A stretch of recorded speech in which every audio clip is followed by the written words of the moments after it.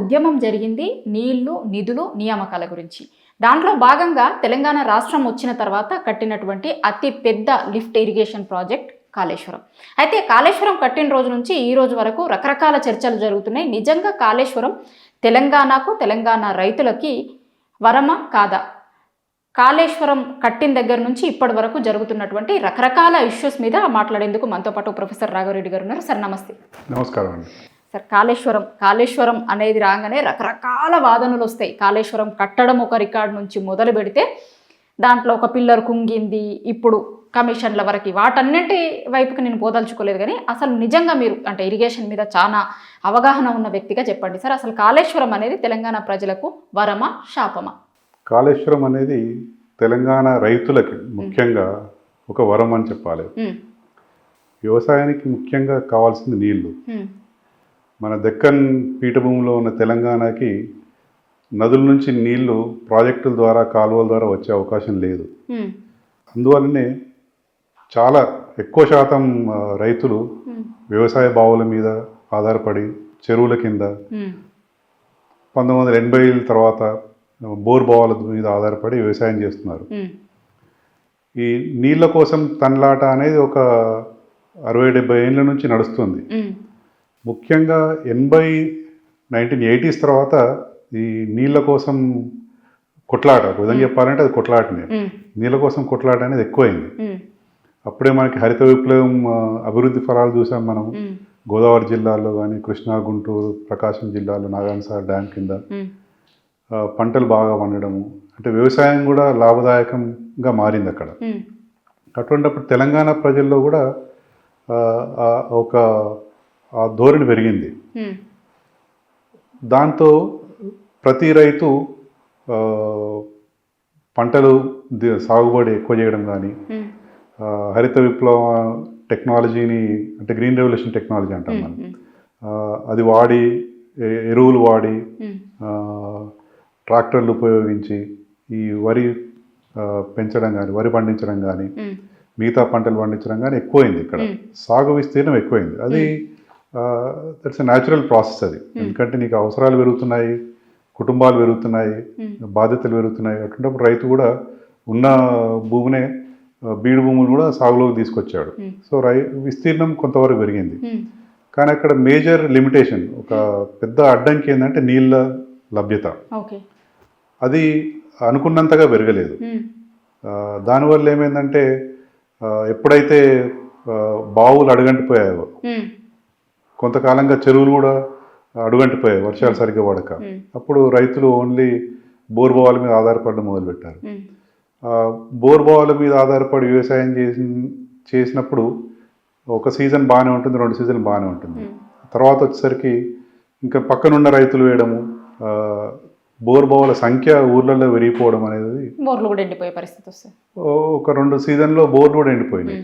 దాని తర్వాత ఏమైందంటే మళ్ళీ ఇంకొక కొత్త బోర్ వేయడము, ఆ తర్వాత ఇంకా లోతుకు పెరగడము, వెళ్ళడము, లోతుకి బోరు వెళ్ళడము. సో ఇలా ఒక ట్రెడ్మిల్ లాగా అయిపోయింది మనం.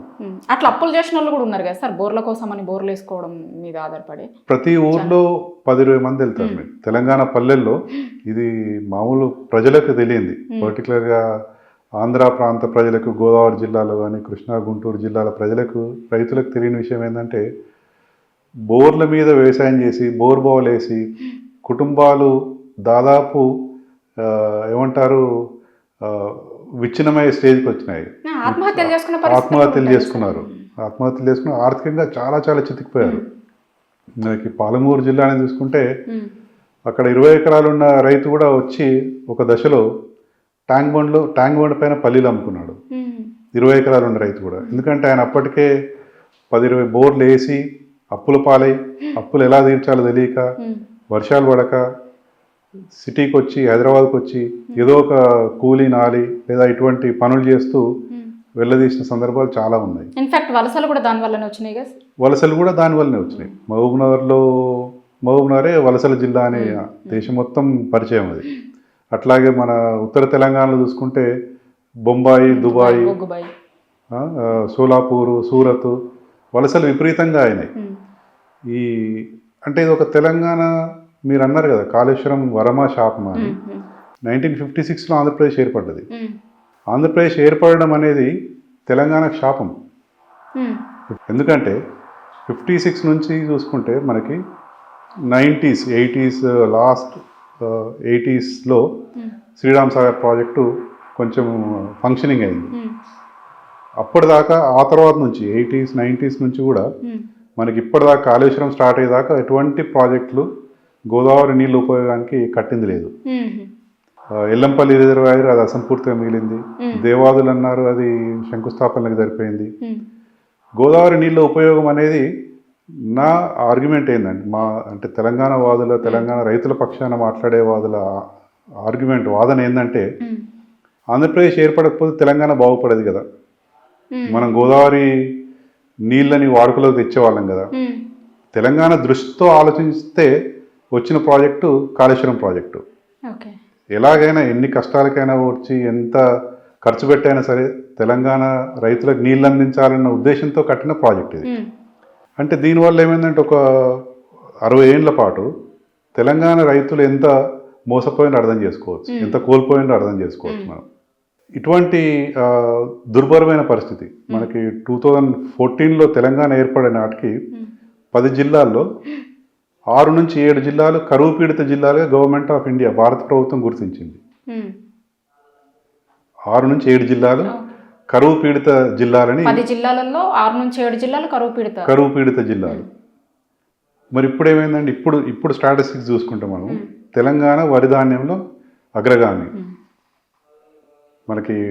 మనం అంటే రాజకీయ నాయకుల అభిప్రాయాలకు పోకుండా government of India, ministry of food agriculture కానీ ఫుడ్ కార్పొరేషన్ ఆఫ్ ఇండియా వాళ్ళ డేటా తీసుకున్నట్టయితే number 1 state in India is Telangana in rice production.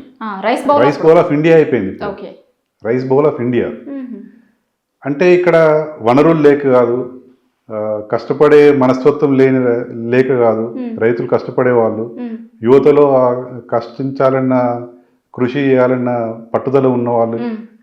So అటువంటిది కేవలం ప్రభుత్వం యొక్క నిర్లక్ష్యం వలన, గత ప్రభుత్వం అంటే ఉమ్మడి ఆంధ్రప్రదేశ్లో ప్రభుత్వాల నిర్లక్ష్యం వలన తెలంగాణ వెనుకబడి వేయబడింది.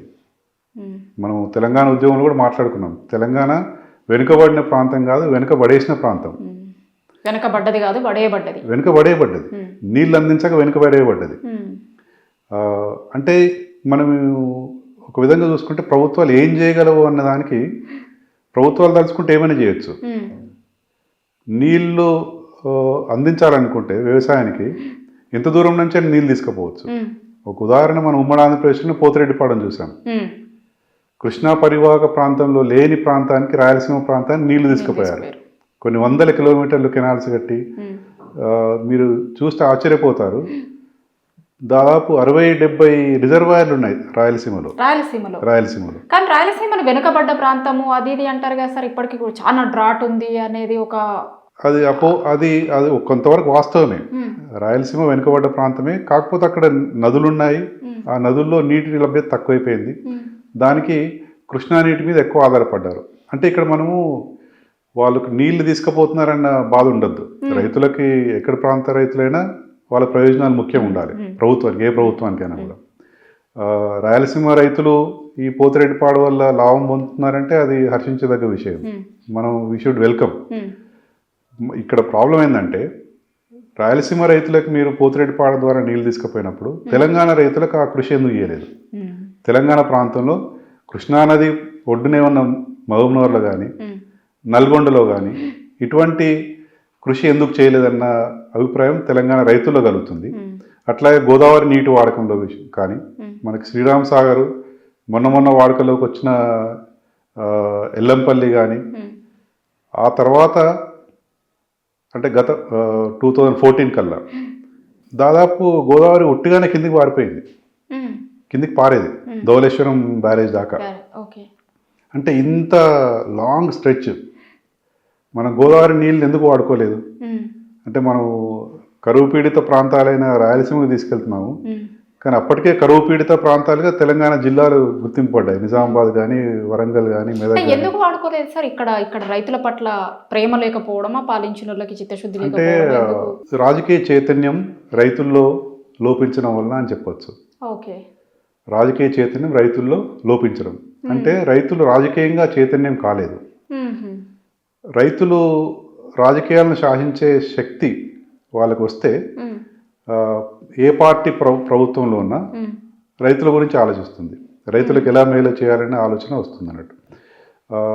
అంటే మన తెలంగాణ వ్యవసాయ అగ్రికల్చర్ సినేరియో చూసుకుంటే ఎక్కువ శాతం చిన్న సన్నకారు రైతులు, దాదాపు 90% దాకా మన రైతు బంధు డేటా తీసుకుంటే దాదాపు 90% చిన్న సన్నకారు రైతులే, అంటే 5 ఎకరాల లోపే. మళ్ళీ వాళ్ళలో 75% దాకా బలహీన వర్గాలకు చెందిన వాళ్ళు. అంటే వీళ్ళు పొలిటికల్గా పవర్ఫుల్ కాదు, అంటే రాజకీయంగా ఒక శక్తిగా ఎదగలేదు. దీనివల్ల వాళ్ళు రాజకీయ ఎజెండాని వాళ్ళు ఇచ్చే మేనిఫెస్టోని శాసించలేకపోతున్నారు. అంటే నేను ఇది ఒక కంపారిటివ్, అంటే మనం ఆంధ్ర ప్రాంతంతో పోలిస్తే అలా చెప్పగలుగుతున్నాను నేను. ఎందుకంటే ఆంధ్ర ప్రాంతంలో రైతులు చాలా ఒక రాజకీయ శక్తికి ఎదిగారు వాళ్ళు.